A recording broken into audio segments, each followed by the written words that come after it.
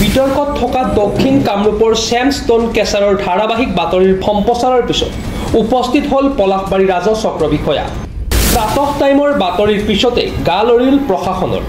বহু অভিযোগেৰে সাৱৰ খোৱা নীতি বহিৰ্ভূতভাৱে চলি থকা ছেমষ্টন কেচাৰৰ বিৰুদ্ধে ধাৰাবাহিক বাতৰি পৰিৱেশনৰ পিছতে বিভাগীয় কৰ্তৃপক্ষৰ গা লৰিল।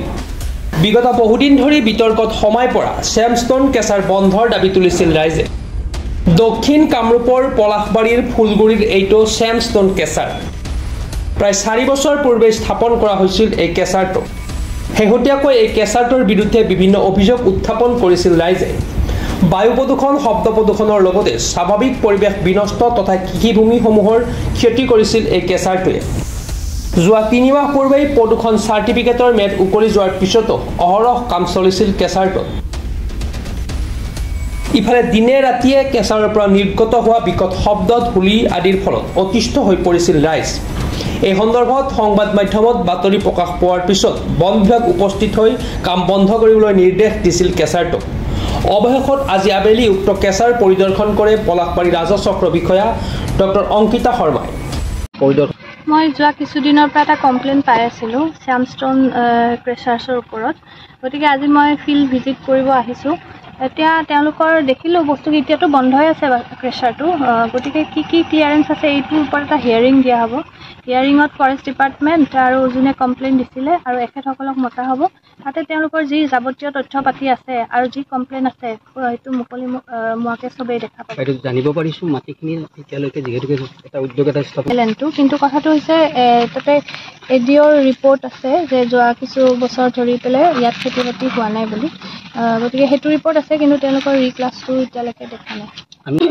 এনেইতো ওচৰত আছে কিছু খেতি বাতি, কিন্তু এইটো প্লটৰ ওপৰত এডিঅ'ৰ ৰিপৰ্ট আছে, গতিকে যদি খেতিয়কৰ কিবা মানে কমপ্লেইন আছে সেইটো তেওঁলোকে হিয়াৰিঙৰ দিনা ক'ব পাৰিব। কুৱেৰী এটা স্থাপন হোৱাৰ পিছত ওপৰত ধৰক পানীৰ ব্যৱস্থা থাকিব লাগে যিদৰে, বা ৱালৰ সম্পূৰ্ণ ৱালৰ ব্যৱস্থা থাকিব লাগে, আমি সেইখিনিও দেখিবলৈ পোৱা নাই, বা যেনেকুৱা নেটৰ বৈ থাকিব লাগে। ৱাল দিয়া নাই, ৱালটো দেখা নাই, সেইখিনি দেখা পোৱা নাই ৱালখিনি। এতিয়াই মই ক'ব বিচৰা নাই, হিয়াৰিংটো হোৱাৰ পিছতহে আমি গোটেই ডিটেইলছখিনি পোৱাৰ পিছত তেতিয়াহে মই ক'ব পাৰিম। ৰাইজে বিচাৰিছে নীতি বহিৰ্ভূত বা অন্তৰ্ভুক্ত হওক, জনবসতিপূৰ্ণ অঞ্চলত নালাগে শিলৰ কেচাৰ। এই শিলগুৰিটো আছে আমাৰ ওচৰত হ'লে তাৰমানে কি ৰাতি দিন মানে কাম কৰি থাকে, মেচিনৰ শব্দ, চাউণ্ড এইবিলাকৰ কাৰণে তাৰমানে আমি মানুহখিনি বিৰাট অসুবিধা পাওঁ।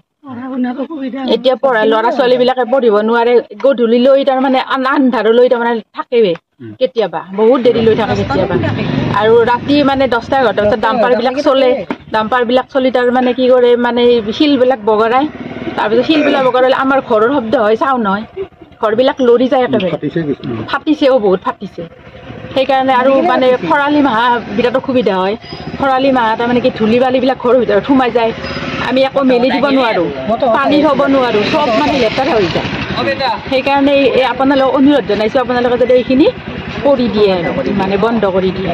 আমাৰ ৰাইজৰ পৰা আপোনাৰ আমাৰ STC মহোদয়লৈ তেখেতলৈ দিছোঁ, আৰু আমাৰ আয়ুক্ত যে আমাৰ মানে মিৰ্জাত বহে, আমাৰ জিলা আয়ুক্ত তেখেতলৈ দিয়া হৈছে, আৰু DC মহোদয়লৈ দিয়া হৈছে। কেনেধৰণৰ অভিযোগ?